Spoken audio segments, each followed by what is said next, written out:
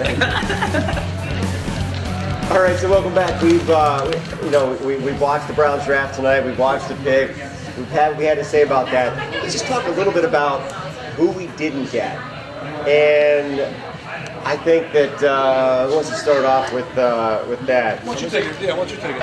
But here's who we could have got. yeah, Julio Jones, 2008 AP SEC Freshman of the Year, Sporting News SEC Freshman of the Year in 2008, and Sporting News All Freshman Team in 2008. The guy was a beast coming in, and he's a monster coming out. So Atlanta really must have saw something in that guy if they wanted to trade up to grab a number 2 wideout for their system, because keep in mind they already have Roddy White over there. that's the one. So this guy's going to be a big possession receiver. He's like that Larry Fitz guy. He is a brick wall to bring down. So He's like Hoosh. He's like Hoosh. He's the Hoosh, yeah. When Chad was doing his thing, Hoosh blew up. Hey, and that's how his name came out there. I don't like seeing us trade down just because of all the caliber guys that were available up there. But we really did need to address the defensive side of the ball, I think, more than anything. So I don't think maybe wideout would have been the best way to go right off the rip. So they traded down. Here's another guy they could have got.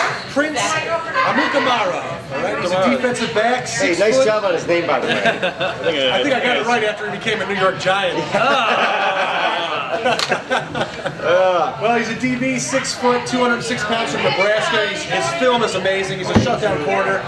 He was regarded as a 3-star recruit by Rivals.com, and he's actually of royal Nigerian descent. So that Prince is actually his name and a title. So would have loved to see somebody pair up with Hayden out there on the other side, maybe. Maybe he could team up with Iyenga. Do their thing out there. Awesome, wow. Well, on the other side of the ball, we got our quarterback. The 4 of us are pretty happy with McCoy. Yeah. Next year, we don't know what's going to happen. We don't know what the new schemes. Well, we hired a new coach or offensive coordinator or some sort of mix of the two. Anyway, so everything could change. I heard in Ramon's rumor mill that Shermer's not quite happy with McCoy. Very true. So on the board, and this might be, maybe he's become comfortable with McCoy, but on the board at the time was Blaine Gabbert. Honestly, I think one of the best quarterback prospects to come out in the last few years. And the reason for that is he's big, 6'4", 234 pounds. He has an Elway arm, a lightning fast arm. If you got to see him at all at like the combine, the pro day, or in a Nebraska day for like a bunch of players, just accurate. He's sharp with his patterns. Really smart guy. He's got a great arm, over 3,000 yards every year the last 2 years that he's played for Missouri. So honestly, I almost would rather, if we're not going to grab Julio Jones, let's grab a big arm. Well, I'm going to go with that. I do not want to see QB in the draft whatsoever. I think, again, I agree with him. That'd be a big middle finger to Colt McCoy and his confidence to go down. And he wasn't, the head coach was here last year. We were, again, controversy, quarterback after quarterback throughout the whole season. And I do not want to see a quarterback. I do not want to see a wide receiver in this draft either. I think it's time to get rid of drafting new wide receivers, because that's all we have right now are young wide receivers that are trying to make themselves good, and each one is getting better each year. It does take about 2-3 years for a wide receiver to actually get to his own prime and all that. Let's get somebody out there. Let's get a veteran. Let's get somebody out there that can actually have some veteran presence out there that can show these guys something. These guys have nothing to go on besides Cleveland Browns football, really. Some other guys that we missed here. Robert Quinn is a defensive end out of North Carolina, 6'4", 265 pounds. He was drafted. Sorry about that. He can explode off the snap and fly by offensive tackles.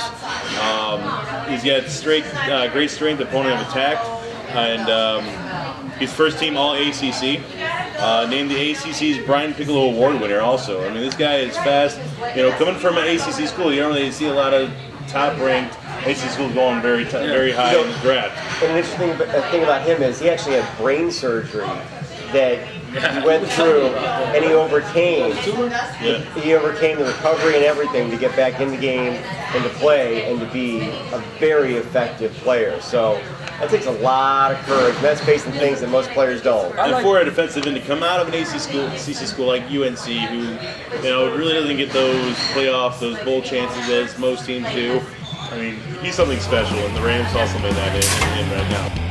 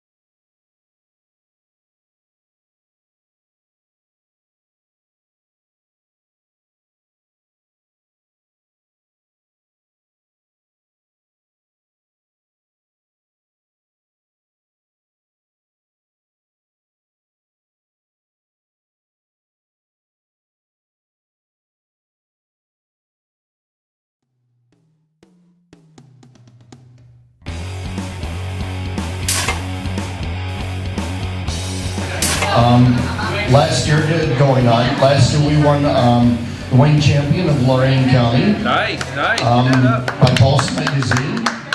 Wings are absolutely awesome. We make all of our sauces. Thank you. Doug just said they're amazing if you couldn't hear. That's right. Just wanted to repeat that. I don't have a microphone. Exactly.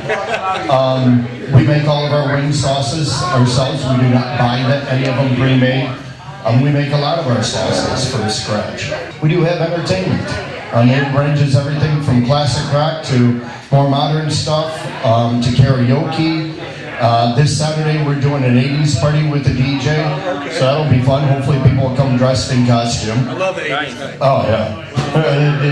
The 80s are just awesome, man. Yeah, they were the best times. They were. That's pretty much when I grew up. So I was born. Cocaine's another job. Keep that quiet. You're not helping me out here, Ramon. That was the ghost. No, That's going right now. Welcome back to Game. It will be you. Welcome back to Game Day Battle. We've got only a tiny bit of time left, and as you can see, and so we want to welcome thank everybody that came out tonight. Yeah. So,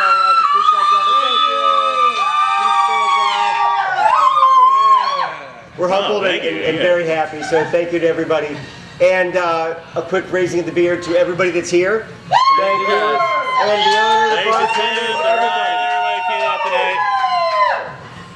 We also want to do, I think, what is not normal for us, but a group raising. We can actually agree on raising the beer. Off camera. Now Cleveland Icon.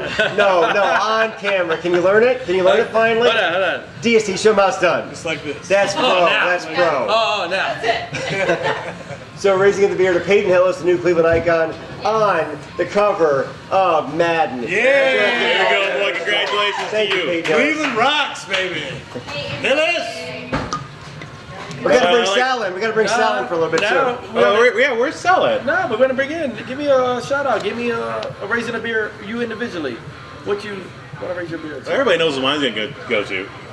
Lake I Erie mean, it's the Monsters. Lake Erie Monsters. I mean, it's the final year last year. There you go. We made it to the playoffs for the first time ever in franchise history.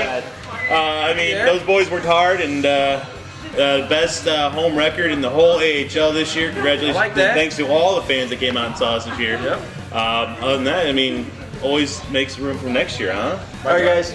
Michael, I like it. I Lake wanted to Erie say though, Monsters. this is the Peyton first Hillis. time.